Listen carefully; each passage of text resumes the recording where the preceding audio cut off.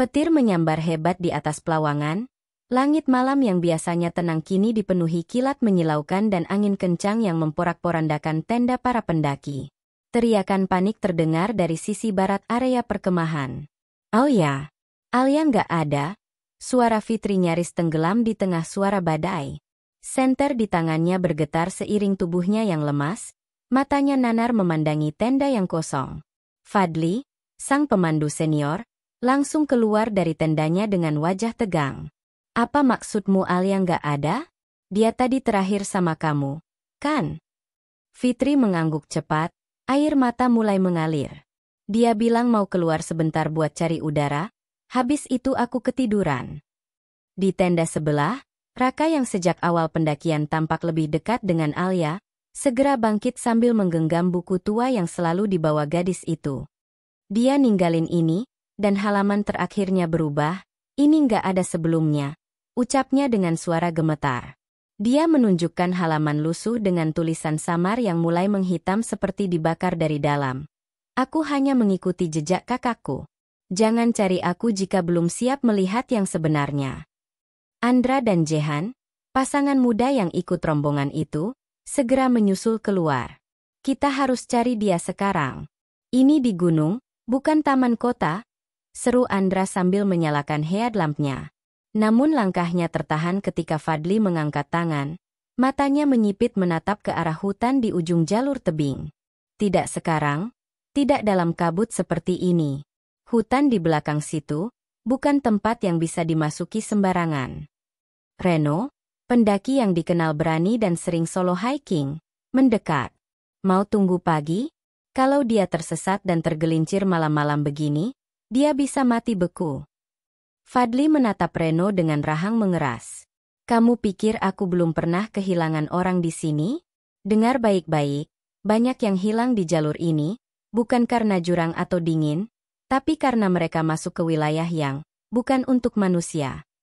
Hening tiba-tiba menyelimuti mereka.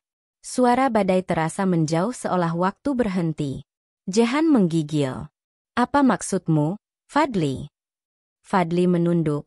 Suaranya pelan namun penuh tekanan. 8 tahun lalu, aku kehilangan seorang pendaki perempuan di tempat ini. Iya. Katanya juga mencari kakaknya yang hilang di Rinjani. Sama persis seperti Alia. Semua mata menatap Fadli. Raka maju selangkah. Nama kakaknya? Siapa? Fadli menghela napas berat. Namanya Aruna. Raka merogoh sakunya, mengeluarkan foto kecil yang sebelumnya diselipkan Alia di bukunya. Ia tunjukkan pada Fadli. Wajah pria itu pucat seketika. Ini, Aruna. Tapi dari mana kamu dapat foto ini? Raka menjawab lirih. Alia bilang ini satu-satunya yang tersisa dari kakaknya. Dan ia percaya. Aruna belum mati. Fitri menangis terisak. Jadi kalian semua tahu tempat ini berbahaya tapi tetap ngajak kita ke sini. Andra memeluk Fitri untuk menenangkan, namun dirinya juga ketakutan. Tiba-tiba, dari arah hutan, terdengar suara dentingan lonceng kecil. Semua menoleh serempak. Lonceng itu tak masuk akal, karena tak ada sapi atau binatang ternak di ketinggian seperti ini. Reno menarik pisau lipatnya. Seseorang ada di sana, ucapnya mantap. Atau sesuatu, timpal Jehan sambil memeluk dirinya sendiri. Mereka bergerak perlahan mendekati sumber suara. Kabut makin tebal. Setiap langkah membuat napas mereka makin sesak. Tiba-tiba Jehan menjerit. Ada yang narik jaketku.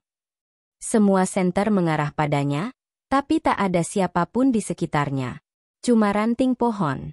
Tapi anehnya, jaket Jehan sobek seperti disayat benda tajam. Kita harus balik ke tenda, kata Fadli cepat. Ini belum saatnya. Kita harus tunggu pagi. Tapi Raka tetap berdiri di tempatnya, menatap jauh ke arah kabut. Alia ada di sana, aku bisa rasakan, katanya pelan. Fadli mendekat dan mencengkram bahunya.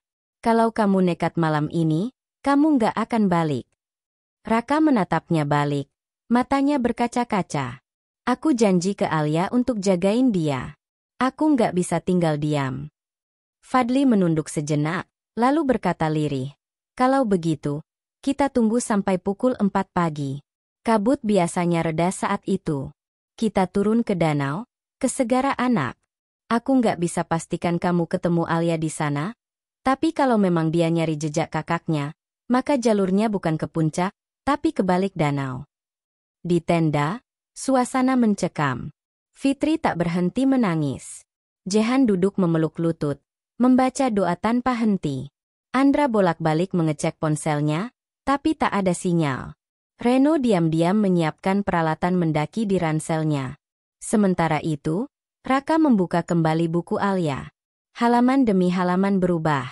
Kini bukan lagi tulisan biasa, tapi gambar-gambar menyerupai simbol kuno, dan di tengah-tengahnya, sebuah sketsa gua dengan tanda silang merah.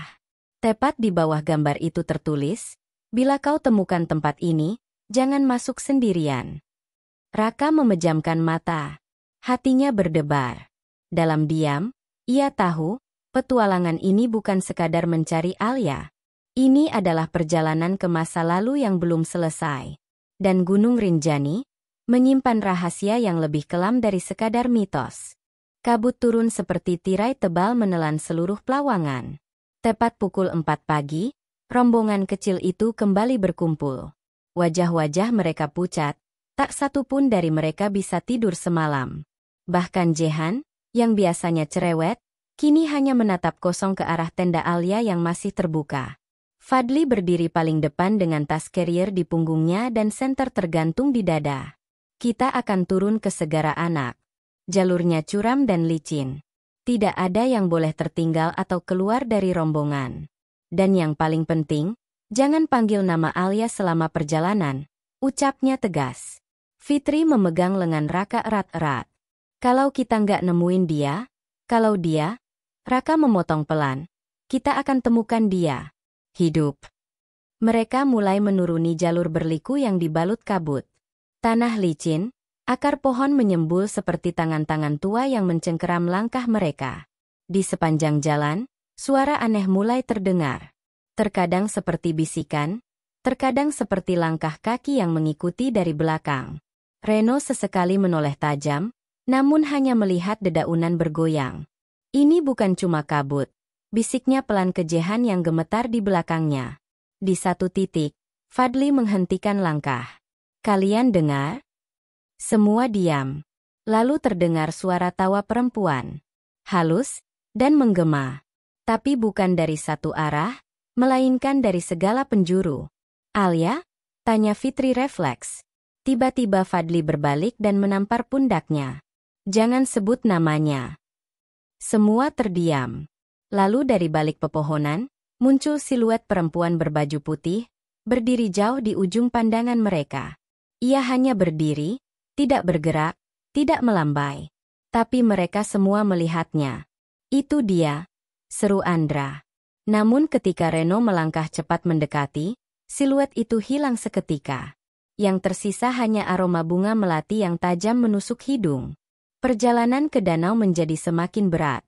Di tengah jalan, mereka menemukan tenda tua yang setengah rubuh, berlumut, dan seperti tak disentuh manusia selama bertahun-tahun. Di dalamnya ada bekas api unggun yang masih hangat. Ini mustahil, gumam Fadli. Tempat ini, aku pernah ke sini dulu, waktu cari Aruna. Raka menelusuri sekitar tenda dan menemukan sesuatu tergeletak di semak. Kalung berbatu hijau yang sama persis seperti yang ada di foto kakak Alia. Ini, Aruna pernah pakai ini, katanya dengan suara serak. Fadli menarik napas berat. Kalau ini muncul lagi, berarti tempat ini memutar waktu. Mereka tiba di tepi danau Segara Anak menjelang subuh. Kabut menyelimuti air tenang yang hitam pekat. Tidak ada siapa-siapa. Tidak ada suara. Hanya mereka dan bayangan sendiri. Tapi tiba-tiba Raka terdiam. Matanya membelalak. Di seberang danau, berdiri Alia. Ia menghadap ke danau, rambutnya panjang tergerai, gaunnya tipis melambai di tiup angin. Itu dia, ucapnya nyaris tak terdengar. Namun anehnya, Alia tidak bergerak, tidak bereaksi ketika mereka memanggil. Fadli menggenggam bahu Raka, menahannya.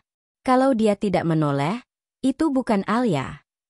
Tapi Raka menepis tangan Fadli dan mulai berlari ke tepian danau. Ia melangkah ke air, meski suhu menggigit kulit. Langkahnya makin dalam, hingga air mencapai pinggang. "Alia!" teriaknya. Sosok di seberang menoleh perlahan. Dan saat wajahnya terlihat, semua menjerit. Itu bukan Alia. Itu Aruna. Tapi wajahnya membusuk, matanya putih tanpa bola mata, dan mulutnya sobek seperti dirobek paksa. "Ra!" Fitri berteriak sekuat tenaga. Raka terpaku. Air mulai bergolak di sekitarnya. Tangan-tangan pucat muncul dari bawah permukaan, menarik kakinya. Jehan dan Reno langsung menarik tubuh Raka keluar dengan susah payah. Ia terlempar ke tanah dan muntah air danau. "Apa yang kau lihat?" tanya Fadli dengan napas memburu. Raka menggigil, menatap kosong. "Itu bukan Aruna, itu Alia." Dia berubah jadi Aruna. Tiba-tiba, buku tua di dalam ransel Raka terbuka sendiri. Halaman-halaman berputar cepat, dan berhenti di gambar gua hitam dengan tulisan berlumur merah. "Buka jalur yang tertutup. Tapi bayar harganya." Reno mengangguk pelan. "Ini bukan sekadar pendakian. Kita masuk ke permainan yang lebih tua dari manusia." Fadli mendekat dan berkata dengan suara pelan namun menggetarkan. "Dan kita sudah terlalu jauh untuk kembali." Mereka mendirikan tenda darurat di tepi segara anak dengan tangan gemetar dan napas tak menentu. Fadli duduk termenung menatap api kecil yang mereka buat dari ranting lembab. Malam menjelang cepat, dan udara dingin mulai menusuk tulang. Tak ada yang bicara cukup lama, hingga Raka memecah keheningan. "Aku yakin Alia masih hidup," katanya sambil menggenggam buku tua yang kini halaman-halamannya seperti membusuk dari ujungnya. Fitri menoleh lemas. "Kalau itu hidup, itu bukan lagi Alia. Kamu lihat sendiri matanya." Raka menggeleng cepat. Dia bukan kerasukan. Dia tersesat. Fadli mengangguk pelan, seolah mengingat sesuatu yang lama terkubur. 8 tahun lalu, aku kehilangan Aruna di sini. Malam sebelum dia hilang, dia juga bilang mendengar suara kakaknya. Padahal kakaknya sudah mati 5 tahun sebelumnya. Dia bilang gunung ini menyimpan celah, bukan gua biasa, tapi ruang antara. Jalur yang menghubungkan dunia yang terlihat dengan yang tersembunyi. Jehan menelan ludah. "Apa maksudnya, dunia gaib?" Fadli memandang lurus pada api unggun. "Ada gua di balik punggung danau ini. Tidak ada di peta. Tidak ditunjukkan oleh para porter. Tapi malam itu, aku dan 2 orang porterku mengikuti Aruna sampai ke bibir gua itu. Kami sempat melihatnya masuk." Ia terdiam sejenak, lalu melanjutkan, "Tapi yang keluar bukan dia." Reno mengernyit. "Apa maksudmu?" "Yang keluar punya wajah Aruna, tapi tidak berjalan," dia melayang. "Dan saat menatap kami, semua porterku menjerit dan lari. 1 di antaranya hilang sampai sekarang. 1-nya lagi jadi gila dan kini mengurung diri di desa Sembalun. Sejak saat itu aku bersumpah tidak akan pernah kembali ke gua itu. Sampai hari ini." Buku Raka kembali terbuka sendiri, kini memperlihatkan simbol aneh berbentuk spiral dengan 4 titik di sekitarnya. Di bawahnya tertulis, "Garis waktu bisa dibuka hanya saat tubuh dan nyawa ditukar." Jalur dimulai dari nyala api, bertemu air, melewati angin, dan berakhir di tanah. 4 elemen, bisik Jehan. "Itu ritual lama," sahut Reno pelan. "Aku pernah baca dalam manuskrip adat Sasak. Tapi itu cuma mitos." "Tidak lagi sekarang," balas Raka tajam. Ia berdiri dan menunjuk arah timur danau. "Buku ini menunjuk ke sana." Mereka mulai berjalan mengikuti jalur sempit di balik batu besar. Langit semakin hitam, seolah cahaya tidak bisa menembus daerah itu. Di tengah perjalanan, mereka menemukan batu menhir besar berbentuk lingkaran, dan di tengahnya api menyala tanpa bahan bakar. "Elemen api," ucap Raka. "Kita mulai di sini." Ia melangkah ke dalam lingkaran dan menunduk. Dalam sekejap, nyala api menguat, dan sosok Alia muncul di tengah api, berbisik. "Jangan ikuti aku, Raka. Aku sudah terlalu jauh." Tapi wajahnya berubah, berlipat 2. Antara Alia dan Aruna. Fitri menjerit dan menutup mata. Raka mencengkeram dadanya, merasa seolah jantungnya diremas. Setelah api padam, mereka melanjutkan perjalanan dan tiba di air terjun kecil yang mengalir ke danau. Di depannya ada batu datar dengan simbol ukiran mirip yang ada di buku Alia. Fadli membuka ransel dan mengambil kendi kecil. Dulu, porterku menyebut tempat ini, bibir penyesalan. Airnya hanya muncul kalau ada yang membawa beban dari masa lalu. Raka maju dan menuangkan air dari kendi ke atas batu. Seketika muncul bayangan seseorang sedang berlari di hutan, dikejar oleh suara teriakan. Itu Aruna. Ia berlari, dan di belakangnya ada sosok besar hitam dengan mata merah. Sosok itu menjulur keluar dari air, membuat Fitri pingsan seketika. Reno dan Andra buru-buru menahannya agar tidak jatuh ke sungai. Dia akan mati kalau terus lanjut, kata Reno. Tapi Raka bersikeras. Kita hampir sampai. Mereka terus berjalan dan kini tiba di celah sempit batu yang tampak seperti gerbang. Angin kencang bertiup dari dalamnya. Elemen angin, kata Fadli pelan. Mereka masuk satu persatu, merunduk dalam gelap, hingga sampai di dalam gua berbentuk kubah. Dindingnya dipenuhi simbol kuno dan gambar orang-orang tanpa wajah. Di tengah ruangan ada batu besar dan mayat. Mayat yang mengenakan pakaian sama seperti Alia. Itu dia. Alia? Ucap Raka tercekat.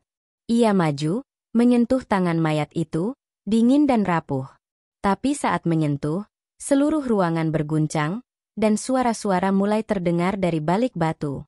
Bukan dia yang harus mati, tapi kamu yang harus memilih.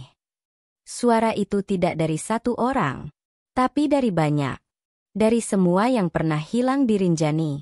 Batu besar di tengah gua pecah perlahan, menampakkan tangga menuju bawah tanah. Tanah, elemen terakhir. Raka menatap ke bawah. Di sana gelap. Tapi terdengar suara Alia.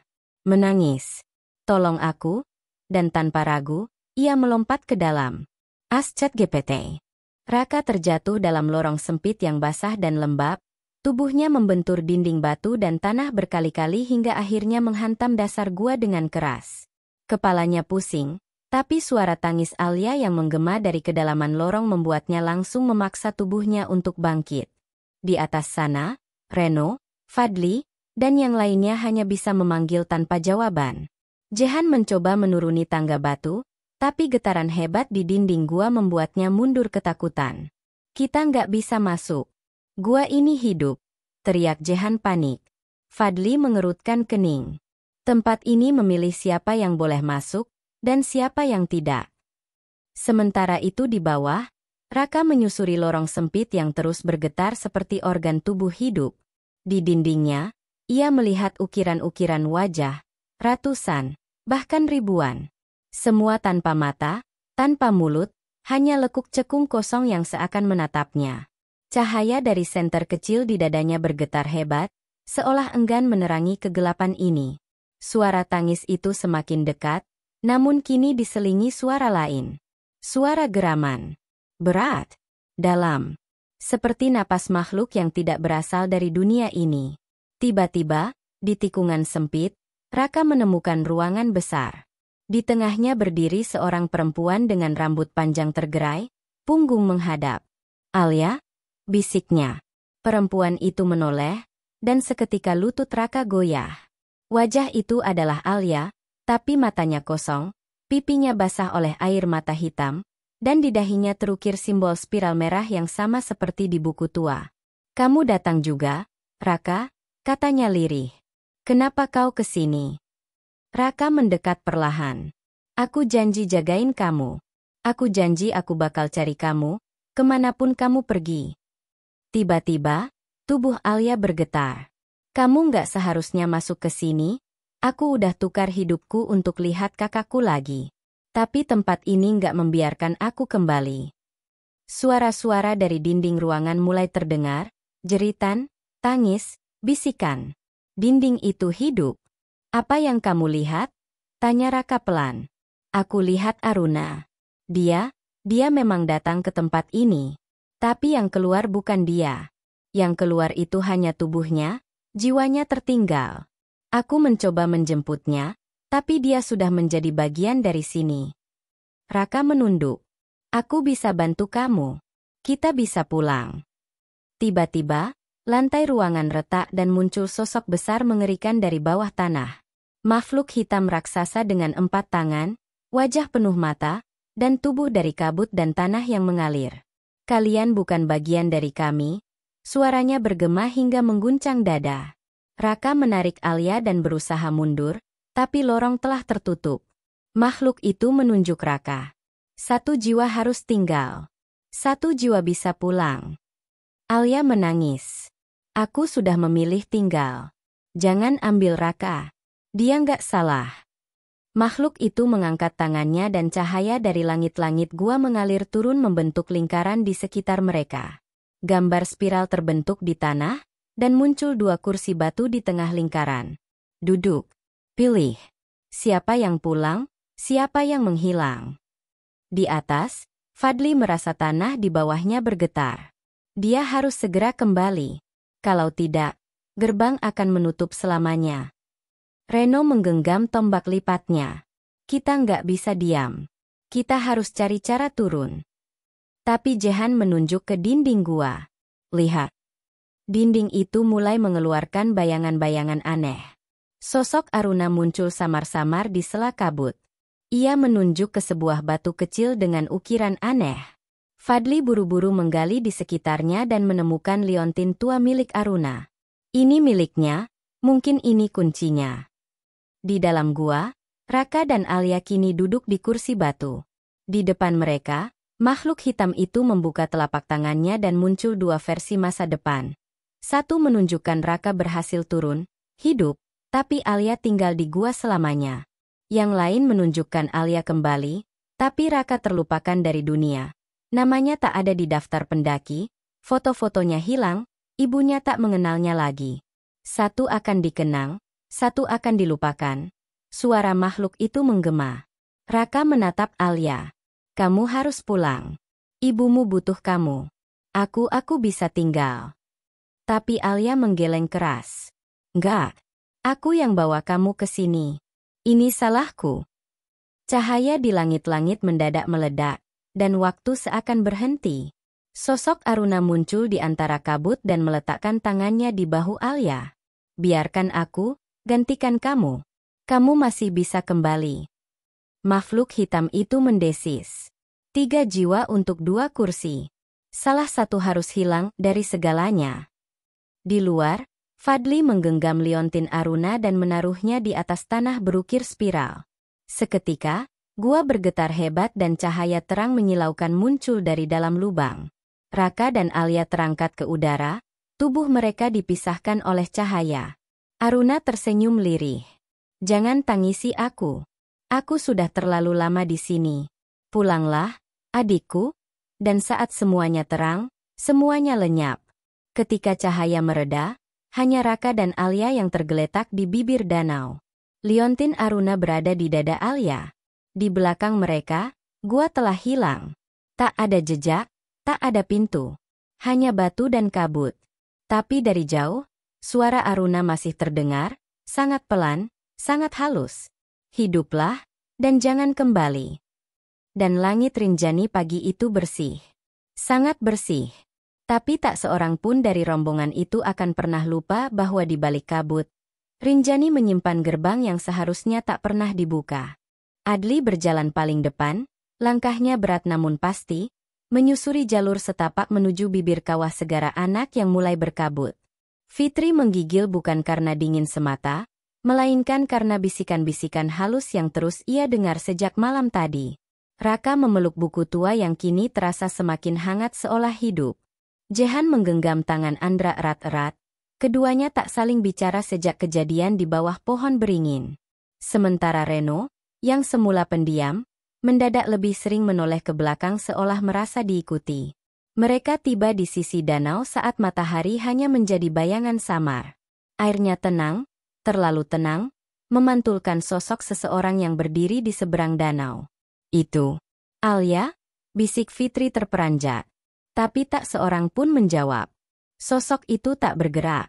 Berdiri kaku dengan gaun putih yang basah dan rambut menutupi sebagian wajah. Aku akan ke sana, kata Fadli. Tidak, cegah Raka. Tapi Fadli sudah berjalan memutar dan menghilang di balik kabut tebal. Beberapa menit berlalu. 5 menit. 20 menit. Tidak ada suara. Tidak ada tanda. Hanya keheningan yang makin menggigit. Kita harus cari dia, ucap Reno. Tapi langkahnya tertahan saat Jehan memekik histeris menunjuk danau. Gelembung-gelembung besar muncul dari tengah-tengah danau. Air beriak seperti seseorang sedang berusaha naik ke permukaan. Lalu dari kejauhan terdengar nyanyian halus berbahasa Sasak yang tak pernah mereka dengar sebelumnya. Begitu lirih namun menusuk jantung. Jangan dengar. Tutup telingamu. Teriak Raka keras. Fitri terlambat. Ia terjatuh, tubuhnya kejang dan mata membelalak, menatap ke satu arah, ke puncak gunung. Reno segera menutup telinganya sendiri, begitu pula Andra. Tapi Jehan sudah berjalan ke arah tebing, matanya kosong. Jehan. Reno berlari menariknya sebelum kaki Jehan menginjak bebatuan licin di bibir jurang. Air matanya mengalir tanpa suara. Kenapa kau ikut ke tempat ini? Gumam Jehan. Karena kalian menyimpan rahasia, jawab Reno dingin. Dan aku mulai tahu. Raka membuka buku tua Alia. Halamannya kini menampilkan tulisan yang semula tak ada. Kalian datang tanpa izin, kalian bawa luka dari masa lalu, kini Gunung Rinjani akan menguji kalian satu-satu. Sementara itu, dari kabut danau, suara Fadli akhirnya terdengar. Tapi suaranya tidak seperti Fadli. Kalian datang, dan tidak membawa persembahan, kalian ambil airku, kalian injak tempat suciku, kalian bawa gadis suci ke kawah, ucapannya menggelegar dari semua arah. Jehan menutup telinganya, Fitri pingsan, Andra memeluk Raka dengan panik. Raka perlahan-lahan menutup buku itu dan berkata, gunung ini bukan sekadar tempat. Ini gerbang. Dan kita sudah membukanya. Tiba-tiba tanah bergetar keras. Retakan muncul di jalur tanah, kabut mengental, dan sosok putih dari seberang danau kini mulai berjalan di atas air ke arah mereka. Sosok yang menyeret bayangannya sendiri, dan dari dalam kabut, mata merah menyala satu persatu muncul. Andra berteriak, tapi suaranya lenyap ditelan udara dingin yang mencekik. Mereka harus memilih, mundur atau lanjut menuju puncak, tempat kebenaran menanti, dan masa lalu yang mereka sembunyikan satu persatu akan terbongkar. Dan dari balik buku itu, suara Alia akhirnya terdengar lirih. Kalian sudah berjanji waktu kecil. Kenapa kalian lupakan aku? Langit Rinjani pagi itu kelabu meski matahari telah menggeliat di balik kabut tipis yang menyelimuti lereng. Suara rintik hujan malam sebelumnya masih terasa membekas pada tanah yang becek dan jejak kaki yang berserakan tak tentu arah. Di sisi utara Danau Segara Anak, Fitri duduk memeluk lutut dengan wajah pucat, matanya tak lepas dari permukaan danau yang tenang. Raka berdiri tak jauh dari sana, masih dengan pakaian penuh lumpur dan robekan di bahu akibat pencarian semalam. Jehan menatap ke langit sambil berbisik lirih doa-doa yang tak pernah ia hafal sebelumnya. Fadli dan Reno tengah berunding dengan dua porter tambahan yang menyusul mereka dari Sembalun. Kalau memang benar dia masuk ke hutan itu, harusnya ada jejak lebih jelas. Ini seperti dia lenyap begitu saja, bisik Reno. Fadli menoleh ke arah pohon beringin raksasa yang tumbuh tunggal di ujung bukit. Tapi jejaknya berhenti di sana. Persis di bawah akar beringin itu. Raka melangkah pelan mendekati pohon tersebut. Di sana, ia menunduk dan menyentuh tanah yang lembab. Bekas alas kaki Alia memang jelas, namun berhenti mendadak. Seperti seseorang, atau sesuatu menyeretnya ke dalam bumi. Jehan menyusul di belakang, menahan napas saat mencium bau aneh di udara. Kamu nyium bau darah? Bisiknya. Raka mengangguk pelan. Di bawah akar beringin itu terdapat celah sempit, seperti mulut gua yang tertutup akar dan lumut. Kita harus masuk ke sana. Fadli menggeleng cepat. Tidak ada gua di peta kawasan ini, dan tidak ada laporan pendaki tentang lubang ini. Ini bukan tempat biasa. Lalu kenapa Alia ke sini? Bentak Fitri yang tiba-tiba muncul dari balik semak. Matanya merah, tubuhnya gemetar, tapi langkahnya mantap. Dia pasti tinggalkan sesuatu. Fitri berjalan mendekat, dan sebelum siapapun bisa menahannya, ia berjongkok dan mengibak celah akar itu dengan tangan telanjangnya. Dari dalam, tercium aroma menyengat seperti bau besi karat bercampur belerang. Ketika celah cukup terbuka, Fitri mendapati sehelai kain, bukan sembarang kain, melainkan jilbab merah milik Alia. Ia menjerit, lalu terduduk. Ini dia, ini miliknya.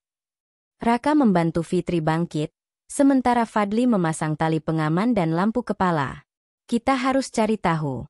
Tapi kita harus masuk berdua-dua. Aku dan Reno duluan. Mereka masuk ke dalam celah itu. Ruangan di dalam sangat sempit, hanya cukup untuk merangkak. Aroma busuk menusuk hidung, dinding gua lembab dan terasa seperti berdenyut pelan.